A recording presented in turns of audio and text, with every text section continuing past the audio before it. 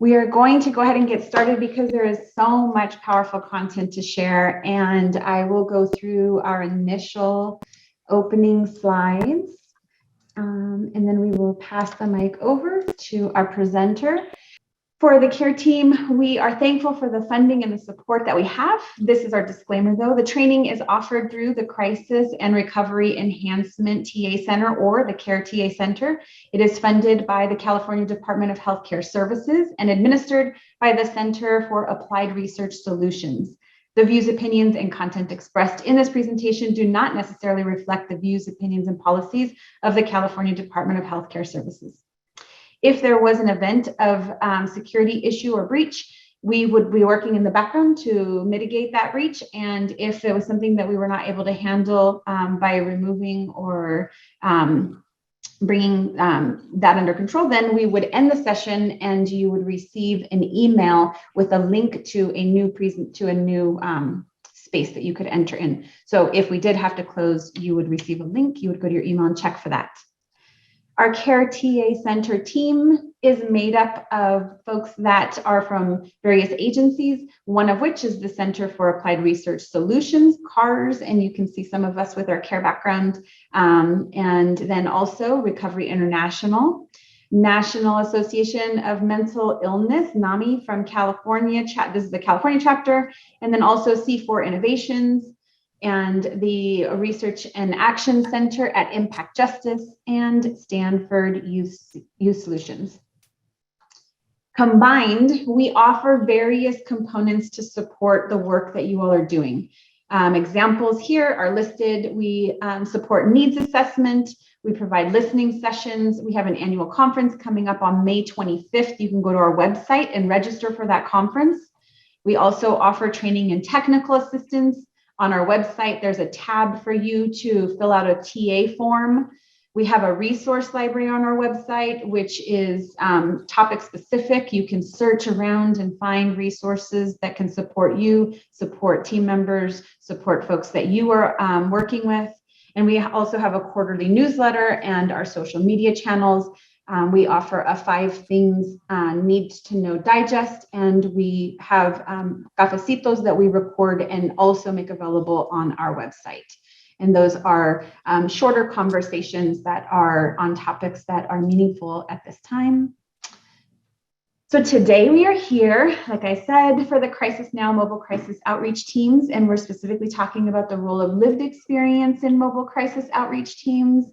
And I will go ahead and move us forward into introducing our presenter, Jamie Seller, and I'm going to pass the mic over to him, and he's going to take us off into the session. Thank you so much. No problem. Thank you today. I appreciate the opportunity. And I do know that a lot of people have been here for, it seems like all of the sessions so far. So I won't do a lot of introduction on who I am, but I do know that a few folks are coming in for the first time. So my name is Jamie Seller. I'm a master's level clinician. I am based out of Phoenix, Arizona. I work for RI International. RI International is a fairly large behavioral health agency. We operate crisis services in 10 US and Australian states. My background really has been kind of working crisis for the last 32 years with a heavy role on facility-based services and mobile teams. So I was actually running the mobile teams in Maricopa County for 5-6 years. Prior to coming to RI, and during that time, they were seen as an exemplar in what eventually became the Crisis Now model. What was kind of interesting and fun about that is when Crisis Now came out, they looked across the country and they said, look, somebody's got to be doing services correctly. They've got to be a system that's working well. And what they started to do is realize that nobody's doing it great. No one's doing it perfect, but there are elements from multiple states that really are strong. And if you incorporate and put them together, you're going to be in really, really good shape. RI runs facilities that were seen as an exemplar for that. And the agency I used to work with running mobile teams in Maricopa County, and it's 4.4 million people, those 24 teams, was also seen as an exemplar. So I've been fortunate enough to work for 2 agencies that were seen as exemplars by the federal government. And for those of you who know, the Crisis Now white paper turned into SAMHSA's National Guidelines for Behavioral Health Crisis Care. And I was fortunate enough to be one of the writers. There were 14 writers of that, 7 came from RI International. And I was fortunate enough to have a lot of input around mobile crisis outreach teams. So really what my goal today is to talk a little bit about the role of peers, on Teams and how that one should start to go ahead and work. But I'm going to try to go ahead and go through the presentation fairly quickly because this is a coaching cohort, which means we should be talking, communicating, having a lot of questions. And while I know it's tough for me to go ahead and do a presentation quickly, I'm going to try to kind of move through some of this stuff. So as we take a look, you've got up there on your screen the agenda. I'm going to talk a little bit about the role of peers in mobile teams. I'm going to also talk a little bit about the role of clinicians. I'm going to talk a little about why we put it into SAMHSA's national guidelines, the use of peer. We're going to discuss some of the integration challenges and tactics and taking a look through the numbers. Most of you probably are not utilizing peers on your mobile teams. Probably should, probably could, but there are some integration challenges to come on. And then we need to go ahead and talk a little about recruitment, retention, and supervision of peers. Because quite frankly, I'm a licensed professional counselor. What I have found is it is different supervising clinicians than it is supervising peers. The things that keep them motivated, engaged, and recruited are going to be different as well. And then we're going to just have a little bit of final tips on peer integration, and then we'll turn it over and hopefully have a fairly strong discussion. So if we can go ahead and move slides, please. So I want to go back to SAMHSA national guidelines. Really, the goal today is to focus on what SAMHSA says. And I know it's a little bit disingenuous because I was part of the writing for SAMHSA's national guidelines. So everything I say according to SAMHSA sounds very official, but most of it's just coming from Jamie, other professionals in the field, and what the research does tend to show. So the first thing that we talk about is if you want to fully align with best practice guidelines, you must meet the minimum expectations. And while we didn't put down a bunch, we said the ones that we did put down needed to be important. And one of them is to incorporate peers within the mobile teams. And I'm going to talk a little bit about the role of clinicians, a little bit about the role of peers, and why we chose that, and just what we've seen in communities that have really started to lean into that. So just understand that if you want to go ahead and run mobile teams that have full fidelity to SAMHSA's national guidelines, and it's always beautiful to be able to talk to stakeholders, community members, funders, that your program has full fidelity or strong fidelity to the national guidelines. There's a lot of protection and comfort in being able to do that. And the other ones, obviously, is we should be able to respond without law enforcement accompaniment unless there's special circumstances. If there's an issue of public peril, absolutely we need law enforcement to correspond with us or be part of that intervention. But we do see overwhelmingly the majority of people in a behavioral health crisis don't require law enforcement. So we try to keep them out of the equation. We want to go ahead and be able to implement our call or our mobile teams in partnership with the Regional Crisis Call Center to go ahead and help with dispatching, to go ahead and be able to kind of keep track of what's going on in the system. And we really want to be able to do a good job of scheduling and connecting people to outpatient services. So high fidelity to the SAMHSA model isn't difficult, but a few peers on your team, try to go without law enforcement when you can. Make sure you have good integration and coordination of care, and make sure that you're communicating very well with your dispatch center, which should be coming down the road, your 988 call center that's coming through. Let's go ahead and jump on through. There we go. So I want to talk about the roles of clinicians. So once again, I'm a licensed professional counselor, but what I can tell you is my clinical background and my education probably didn't particularly suit me well for crisis work. You know, I went through, I'm going to say it was a 3-year program, should have been a 2-year program, might be a little bit slow, but it took me 3 years to get through that program. But really what it did is it taught me how to talk like a counselor. It gave me the experience and the education I needed to go ahead and get licensed, which at some level demonstrates to the state that I've got some form of competency. But quite frankly, it didn't prepare me to go ahead and work with folks that were in the midst of an acute crisis. Like I said, I could talk like a counselor, I could diagnose, I could go ahead and kind of wank my way through it. But really what I tended to find is that the primary intervention in crisis work is going to be based on the engagement that you have with folks. So I have seen mobile teams that were not working with fidelity to the SAMHSA model, didn't have a clinician, had 2 bachelor's level folks that were working in the field that actually had some great success. So what I'm going to say is your primary indicator if somebody's going to be good on a mobile team doesn't necessarily have to do with their educational background. It does have to do with their ability to engage, develop a therapeutic alliance, and help people move toward the next step. So why do we have clinicians on? Well, first thing we need somebody who can actually do all the paperwork necessary to get Medi-Cal to go ahead and reimburse. Right now, that's clinicians. So if I'm running a team of 2 peers or 2 bachelor's level folks, I can't do the paperwork necessary to get Medi-Cal to go ahead and reimburse. And if I can't get Medi-Cal to reimburse, this is going to become a very costly, unsustainable model. So I hate to say it, but first and foremost, we want to ensure that these mobile teams are getting reimbursed in a way that allows those mobile teams to continue operating. I need a clinician to do that. Also, when we start focusing on the roles of clinicians, I want somebody that has the ability to go ahead and do a quality assessment, go ahead and do a treatment plan, and do all of those things to some level that we know that they can.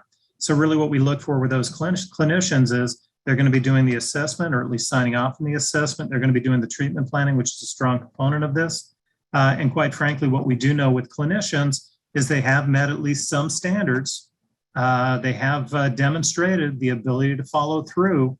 They do understand what HIPAA regulations are. They do understand, duty to warn and all of those things that tend to go into it. So having a clinician, absolutely important for these reasons. But once again, being a good clinician doesn't necessarily mean that you're going to be very good working on a mobile team.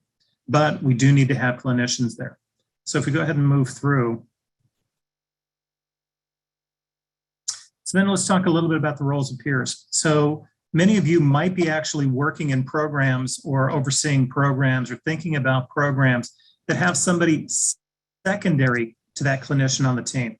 So if we take a look at Oregon, Oregon currently runs a lot of their programs, or in 2 of their counties, they run what would be called the CAHOOTS model. And the CAHOOTS model is basically a clinician and EMT. And that way the EMT can do some light wound care and kind of oversee if there's some medical issues that might require a little bit of attention. Still a 2-person team, but once again, that second person is going to be an EMT. I do see a lot of the states, Los Angeles, for example, the second person that's out there with a clinician is going to be a law enforcement officer, plain clothes, unmarked police car. But currently in LA County, there's about 35 civilian mobile teams. There are going to be 2 clinicians going out in a van, and there's going to be about 90 law enforcement clinicians going out in unmarked police cars. Really what we're focused on pretty heavily right now is going to be the civilian teams. And we're really looking at having a peer as being that second person. So if I take a look from 2 perspectives, depending on who I'm talking to, if I take a look from a recovery or a service perspective, ultimately having a peer on that team increases our chance for a meaningful engagement. Really, once again, engagement is going to be the primary intervention. If I can develop rapport with somebody, if I'm going to be able to talk with them, understand where they're coming from, build an alliance with them, I'm going to be able to encourage and support them getting to the next level of care that's going to meet their needs. I can't create that therapeutic alliance, help them see themselves as an active participant in their own recovery. If they don't trust me, I'm going to have a very difficult time doing anything of any quality outcomes that I'm working in the field. So ultimately having that second person and having a peer increases the chance of meaningful engagement. The other reality is the folks that we tend to see on mobile teams may have very similar backgrounds, may have very similar experiences to the peers that we're working with. So at RI, we currently employ about 750 certified peer support specialists out of our 1,500 staff working across the country. And the reality is that one of the reasons we do that is because I don't think anybody can provide hope or engagement quite like somebody who's been there and done that. So for example, one of our leads, our peer lead in our facility, our 32 bed and 36 chair crisis facility in Maricopa County 9.5 years ago, came through that program. So when she's working with somebody, she says, I know what it feels like to be down and feel hopeless. And when I sat in that very chair 9.5 years ago, here's how I felt, here's how I feel now. Obviously recovery, our peers are going to be the living embodiment that recovery is possible. And really when you're looking to do crisis work, I need to be able to get in, quickly engage, find my anchors and support somebody to that next stage. Being able to do that is absolutely more, in my mind, is going to be absolutely stronger than having an EMT, having another clinician, or having a law enforcement professional that's out there. So once again, peers do provide hope, does decrease stigma. Once again, it's role modeling that's out there. We think that there's stronger connection to continued care services, especially if somebody has experience themselves going through some of those continued care services. And what we do feel is that if I've got a quicker ability to engage, because I understand where somebody's coming from and they understand that I understand where they're coming from, that quicker engagement does lead to faster dispositions, more accurate dispositions, but then ultimately more of a likelihood that someone's going to actually start to move themselves into recovery than if I'm just going out and doing a level of care assessment. There's no bond or rapport between us. Now, if I talk about it from a practical perspective, not just that recovery feel good reasons that we do it, from a practical perspective, I do need 2 staff on a team. If I don't have 2 staff on a team, generally what I'm going to do is be asking or requesting law enforcement to be a part of a lot of interventions as that second person to increase my safety. Now, there are parts of, I work in Phoenix, Maricopa County, 4.4 million. There are parts of South Phoenix. I wouldn't go Tuesday at noon by myself. I'm certainly not going to go Tuesday at midnight by myself. But if I've got a peer, somebody who's working with me, and it's a 2-person team, I'm much more likely to feel comfortable going into some of those neighborhoods than I would be if I was by myself. And if I was going by myself, I might request police backup or police support, or at least them to stage. Peers do extend the workforce and they're quicker to develop. So if we take a look at some communities, and I will talk about LA County. LA County currently has 35 teams, civilian teams, really with 2 professionals on that team. If they wanted to double, and they probably should, the amount of civilian teams that they have, they've already got 70 professionals. They need to hire 70 peers, and they can go from 35 to 70 teams. But if they had to hire another 70 professionals, LA County may not have 70 professionals willing to work that above and beyond. So peers do extend the workforce, and they're very quick to develop. You know, in California, you can go through a 2-week peer employment training and work towards certification as a certified peer specialist, as opposed to if you want to get a clinician starting from scratch, it's probably 6 years of education, 2 years of some kind of supervisory role, and then they're able to go ahead and roll. And you get an incredible bang for the buck. So what we've kind of determined here in Maricopa County, with some of these embedded programs where I've got a law enforcement officer and a clinician, sometimes costs 1.5 to 2 times as much as having a clinician and a peer on a team, especially when you think of all of the training that goes into law enforcement, the equipment they need, the pension plan that they get rolled into, the oversight that they have at the sergeant, lieutenant, captain, chief level, the insurance that they need to have. All of those things make it very, very expensive. So what we kind of determined in Maricopa County is I could probably get at least 1.5 to 2 times as many teams for the same overall funding than I could by having a police officer and a clinician versus a clinician and a peer. So if you're taking a look at trying to maximize your workforce, it's a right thing to go ahead and do. Clinically, it's a strong thing to go ahead and do. And it makes a ton of financial sense. There's not a lot of waste that's going in there. So the other thing I do think about is what benefits do I gain with any other discipline? If I've got 2 clinicians out there, it's good. It's not a bad thing. You know, 2 clinicians are good. Hopefully it's 2 staff. They can go ahead and keep things safe. I don't know what their engagement skills are. They might be very good. They might be very poor. If I'm bringing a law enforcement officer, what does a law enforcement officer offer that a peer can't? Maybe an ability to arrest, maybe bringing a gun into the scene. What can an EMT do out there on scene? You're right. They might be able to do some minor wound care. They might be able to evaluate or assess a medical issue. But those cases where you have a wound or a minor medical issue are rare. And quite frankly, when EMTs are out there, they may make the determination that, yes, this is a medical issue that requires medical attention at an emergency department. And really what you tend to find is when you have a clinician and a peer, they can think the exact same thing. It's above my scope of work. I might need to take this person to an ED. So I don't think you get necessarily a different, better response by having 2 different types of multidisciplinary staff on that team than you do with a clinician or a peer. But you can get them up and running very quickly. They're highly, highly skilled in engagement, and you get so much bang for your buck. That's probably the way to go. And then you go ahead and keep kind of in reserve your police teams, which absolutely are appropriate to go out on those cases that maybe I need to be doing 5150s, or I might need to do some type of involuntary work with. So these are the ways that we tend to look at it. And like I said, I think peers can engage as well, if not better than anybody, because they have the ability to go ahead and understand a little bit more where some of the folks that we're working with are coming from, or at least be able to provide hope that me as a clinician, I'm not going to be able to get to, at least through using myself as kind of an example of recovery being possible. Let's go ahead and move to the next one. So integration's tough. When I first started working, a decade and a half ago now, probably, with peers coming into mobile teams, there were a lot of pushbacks that I would see. And ultimately, all of that pushback was culture. So what I can tell you is when I went through my graduate program in 90 to 93, I was taught in my first or second week that I should never talk about myself to a client. It creates a dual relationship. I'm getting my needs met. They shouldn't know much about me. It's really about them, and I'm trying to engage with them and understand where they're coming from, but I really keep things close to the vest. Now, when we're talking about peers are using their story to go ahead and drive that conversation forward. So what we would see is we would see our clinicians up in arms saying, well, they're talking about themselves. They're relaying too much information. It sounds like it's about them, not about the client that we're serving. And the reality is there's roles for both of those. SAMHSA does look at peer support as an evidence-based practice. It is an evidence-based practice. In 1990, when I was going through my master's program, it wasn't. A lot of the research was being done in the 2000s, early 2000s. And while peers have been kind of a part of mental health since the 18th century in France, really in the last 20, 25 years, it's become very much of a strong component and started to be realized that it is something that needs to be occurring even when folks are at their most vulnerable within crisis work.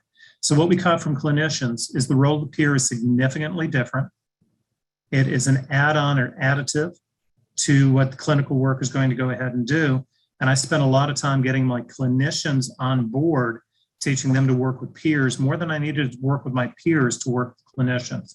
So you're going to see some pushback, especially on older counselors and social workers that went through kind of that old school of you don't talk about yourself, especially when peers are taught in their training to do exactly that.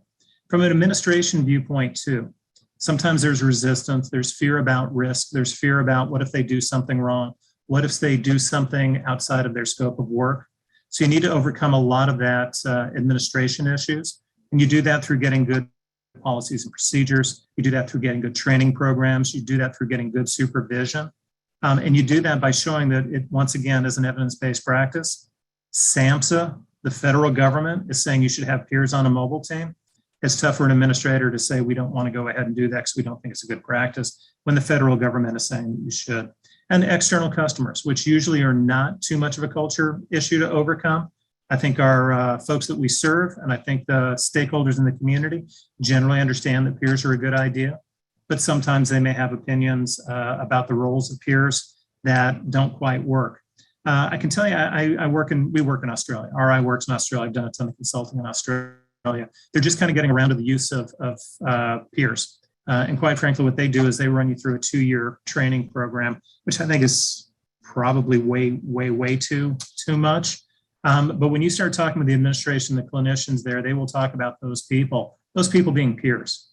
So I can tell they're not quite ready for it yet in a lot of communities when they start talking about those people. We've got to start using words like we and us versus they and them as we're going through. But as you're thinking about integration, think about what your policies, what your procedures are, but think about what your culture is and how we start to change that and how we make it okay for those that are already working in the field to incorporate peers in as a strong part of the clinical team.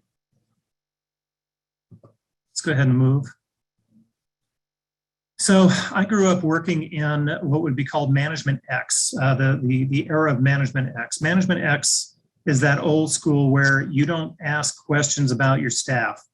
You're not going to ask them if they are sad or how they are doing emotionally, because quite frankly, you don't want to know. If someone tells you they're suffering from depression and they're your staff, you now have to do something about that. Or if they start having work performance issues and you know they're battling some mental health issues and you've got some different challenges. So it really was an era of don't ask, don't tell, something to be reinforced constantly by HR directors, even while I was working in behavioral health.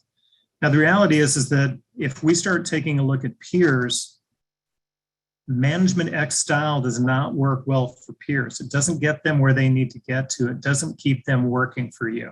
So a few ideas about recruitment from an HR perspective that they're going to help. One is, as I start to bring in peers, I want to make sure that my job descriptions for their roles are very well defined. So they know what they need to be doing. They know what it means to be successful.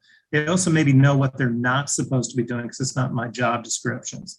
What we tend to find is that peers frequently will have most difficulty when they've got unclear role definitions.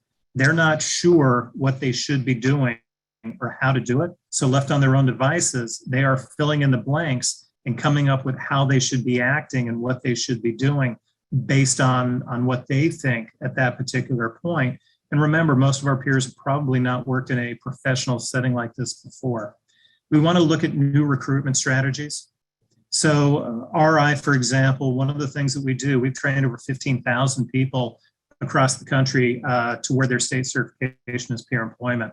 We utilize then those trainings to go ahead and hire for our agencies that are in those communities. We will train actually routinely in 14 states. Overall, we've done about 36 states that we've done the training in.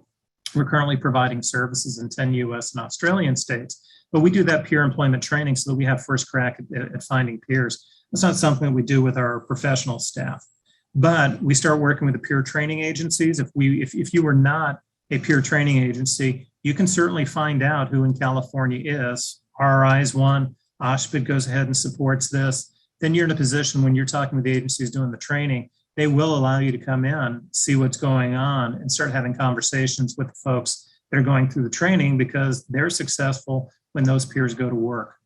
Talk to peer advocacy organizations, WET programs, and you can do the normal recruiting process. But what I can say is you will get peers coming through Indeed and Monster.com, but not at the same clip or the same ratio that you're going to get clinicians, nurses, or doctors coming through. One of the things that you can potentially do, it's difficult. It's not the ideal, but it's workable, is if you have a group of folks that meet the criteria for peer employment, but they have not been certified, they've not gone through a training process, you're having difficulty getting them in to a training process, you can do ad hoc PET trainings. RI International, for example, when we opened up programming in Baton Rouge, Louisiana, there was no peers in Baton Rouge, Louisiana. We did 2 trainings of 20 each. That gave us 40 staff to go ahead and start hiring from. And you can certainly find agencies that are willing to do California-based peer employment training for a price. Obviously, you need to get that. But then you've got the ability to go ahead and start bringing up your own staff and going through the training with your team. Now, the challenge on that is that about half of the folks that come through a PET program or a peer employment training program will never work in the field. They come through the training, and during that process, they realize this is not the job that they want. So while we were looking for 20 peers in Baton Rouge, we trained 40 people for that exact reason. But it does allow for a much longer interview both ways. And by that, what I mean is you got 2 weeks to watch somebody and see if you think they'd be good in a crisis situation, if they'd be good on a team.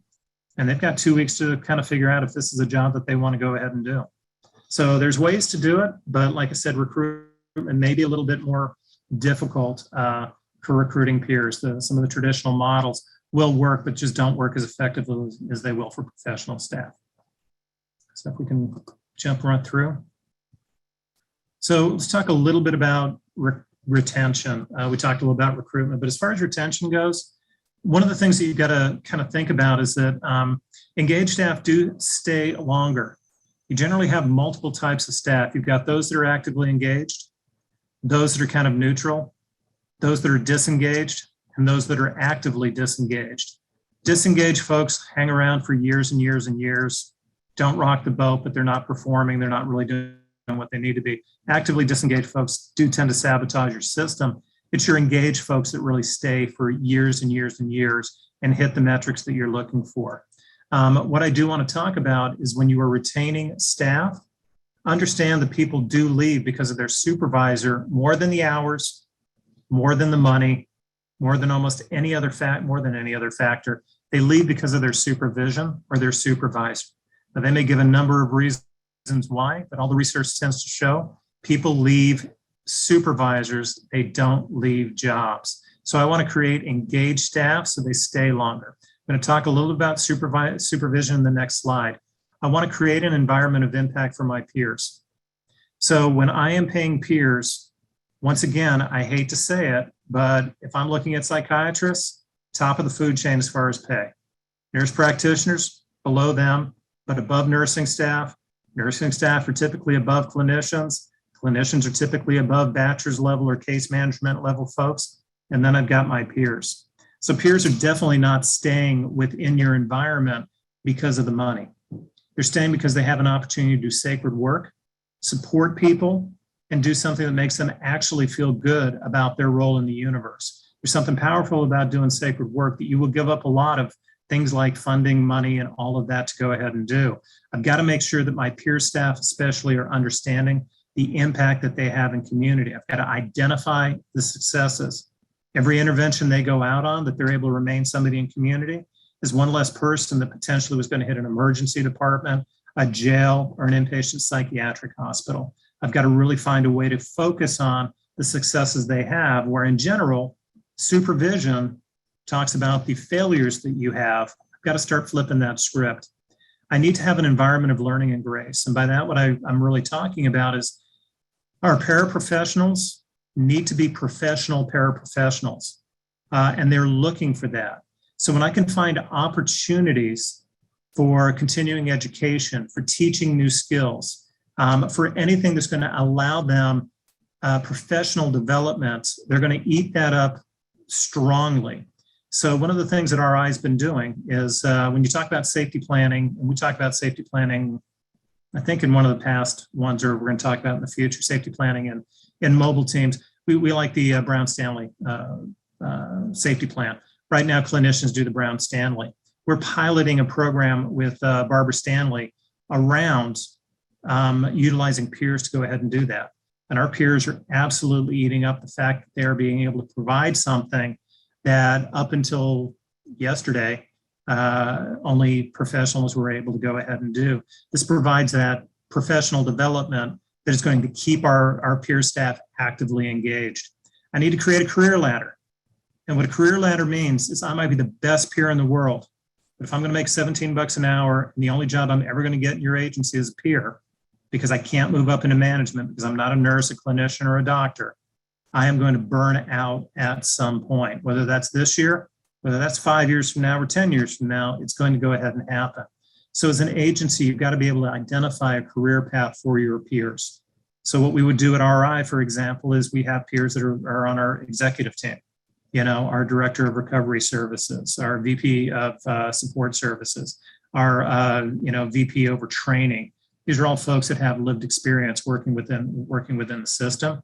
And really what we tend to do at the crisis level, the facility level, or mobile teams is I might have a peer 1, a peer 2, and a peer 3 role. Peer 1s are folks that are just coming in. Peer 2 might be the folks that take the national certification test and have 2 years of experience. And then peer 3s might be somebody with 5 years experience plus national and state certification that have additional other trainings and outside trainings in motivational interviewing or trauma-informed care or cultural competency. And each one of those roles maybe get you an extra $1.50 an hour. Once again, it's not the money that's going to keep people working.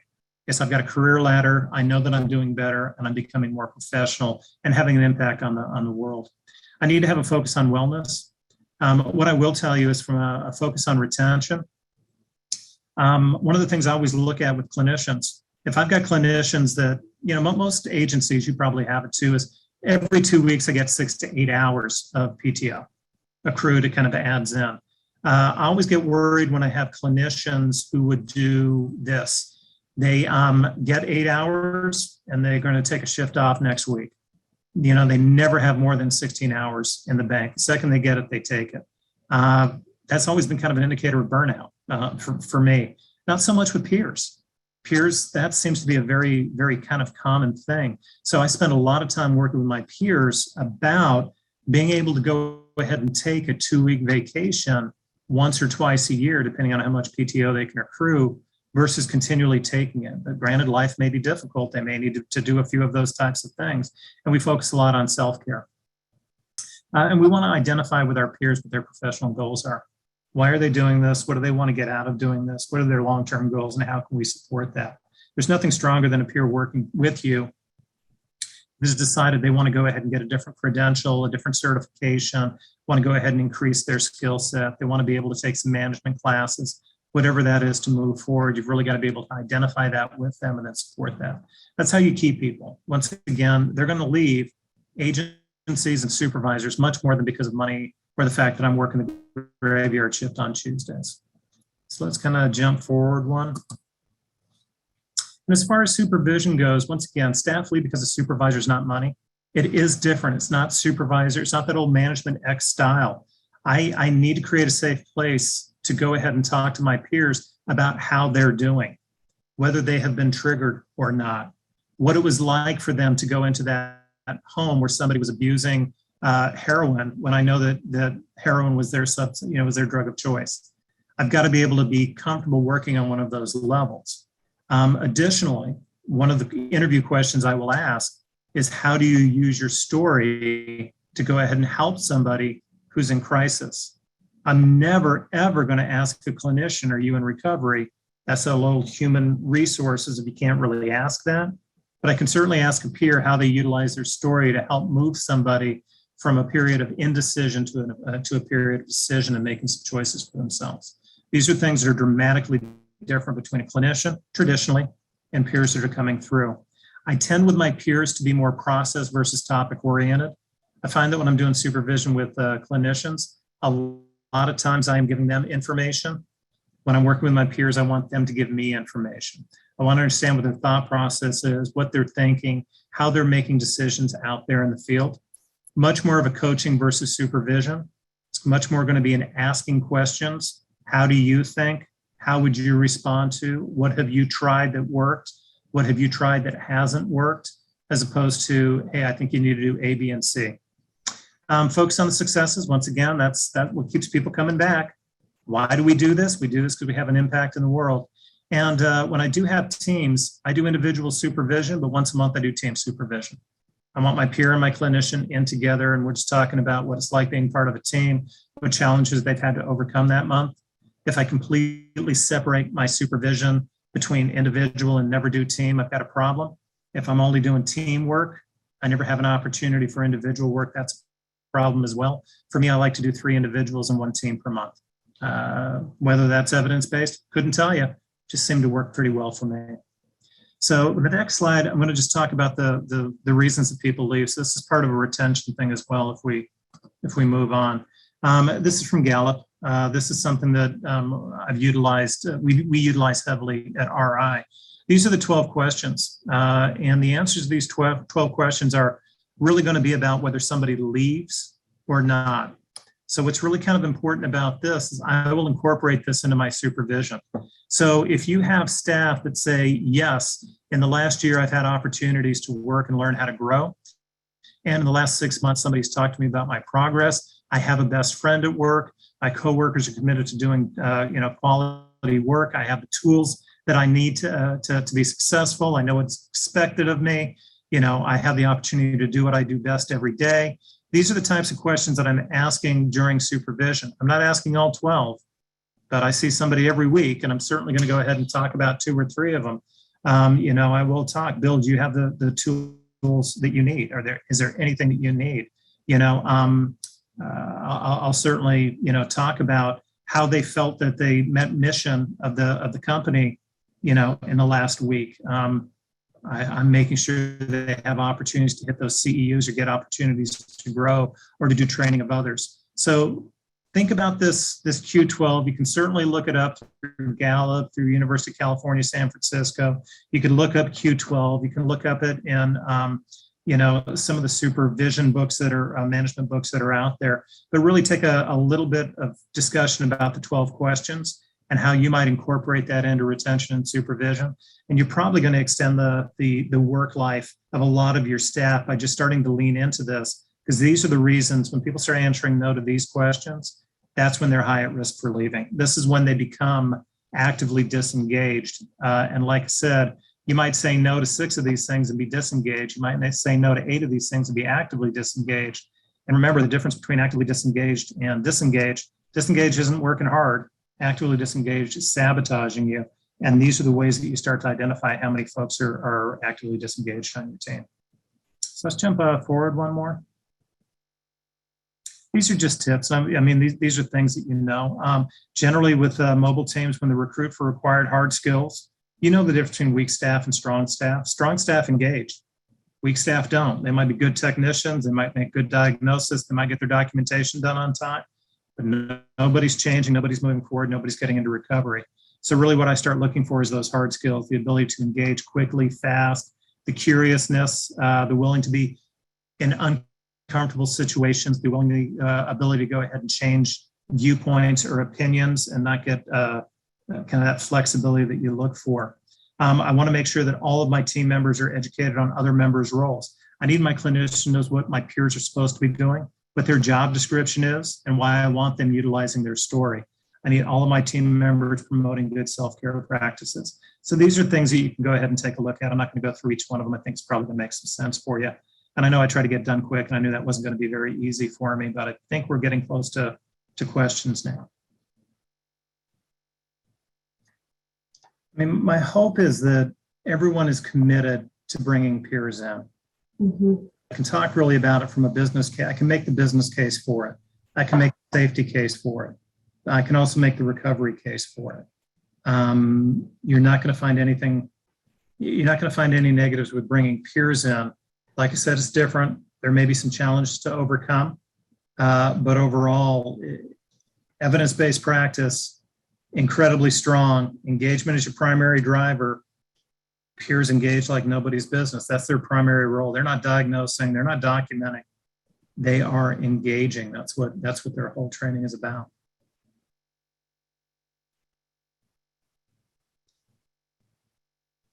And it could be questions if you have questions about how a job description looks, you know, how an intervention looks, you know, or do during the intervention. Happy to have those discussions. Like I said, the teams we're running, clinician and a peer 24 times a day, rolling, seeing about 1,800 people a month. When you mentioned the time that people take off and the differences in how they adjust to that, I love that you were talking about sharing the strategies of putting your time together and also acknowledging that there is a need oftentimes with people that are coming in with lived experience to take time off in smaller increments like that in order to manage different things that are happening in their lives. And I'm curious, how do you talked about HR, you talked about questions that typically in management X style that you don't ask, things like that. How do you provide support, but don't cross the lines that HR might be concerned about, things like that? How do you handle that? So what I can tell you is from a supervisor viewpoint, I have worked for agencies that leaned heavily into the use of peers and those that did it because there was some requirements from a funder or stakeholders were saying that you needed to go ahead and do it. Some of the toughest jobs I've had is when I had HR saying, you know, you can't treat peers like peers, but I needed to. So I think getting your HR department on board is incredibly tough. You have to get them on board with what you're doing. Now, conversely, one of the challenges you run into, and there are a couple of school of thoughts on this one, but the predominant theory is I should not treat my peers differently in certain factors. So what I will say is this. My experience, just my experience, peers tend to run a little bit later for shift than my professional staff. Just a belief I've got. Now, the reality is I can sit there and say, well, peers might have more going on at home, or this is their first professional job. You know, maybe they don't quite understand and want to cut them some slack. Now, the school of thought now is I've got to confront that behavior. I've got to manage that behavior. I've got them acting, supporting them in a professional role, because if not, a couple of things. One is it becomes the expectation that's what it's okay. And B, my clinical staff or all of those other staff and peers that are actually getting there on time now are saying, why should we not? So I have got to make sure that they are following the rules, but I also have to make sure that there's an understanding for them about what those rules are. I can't tell you how many staff or how many peers I've worked with, this was their first professional job. Mm-hmm. And challenges that I maybe have had are they did not know how to operate a computer. Great at Technology. they've never worked with a job that had technology before. So while you're sitting there saying, okay, I don't really have I have a class in electronic health record. I have a class in documentation as part of my training. I don't have a computer skills class as part of my training, but I'm going to need this peer to go ahead and get there. I can't say you don't have to document or you don't have to use the computer because you don't have that skill. Do have to go the extra mile to ensure they've got that skill. Yes. Time 3 months from now or 6 months from now. So what I will say is, as I'm communicating, I'm going to be much more touchy-feely. Always evaluating your ability to work. I'm always evaluating the trauma that you're seeing, how it's impacting you. That's not something that we were doing 15 years ago. Those of you who've been working in the field in supervision for 1999, you would never ask. Yeah. You know, all the managers would talk to each other. I think so-and-so is having a problem. Well, you can't ask them or it's going to be a problem. You need to figure this out. You need to check in a little bit more often. So what I'm saying is you can't ignore unprofessional behavior or standards within the professional role, but you have to understand that I've got to maybe educate and train to what those standards are, the reasons for that, hold somebody accountable with the understanding this may be their first professional role. Much work. I tell you, managing clinicians, sometimes you get on autopilot. Tell me about your cases, tell me about your diagnosis, tell me about your difficulties. It kind of moves through. When you're working with peers, you've got to be much more of an active role with that. I love the point that you're making, that it is a responsibility of the organization to provide adequate supports and training and supervision, as opposed to putting that onus on the individual. And so I love that you're making that point. It's valuable. Thank you for everybody that made the time to be here today. This is such an important conversation to be having. And we are very fortunate to have somebody so knowledgeable and so skilled in this area and so passionate. I think you said something about hope earlier. Something about that. And so it's like you represent that as well yourself. And so we are fortunate to have you here. Thank you, Jamie.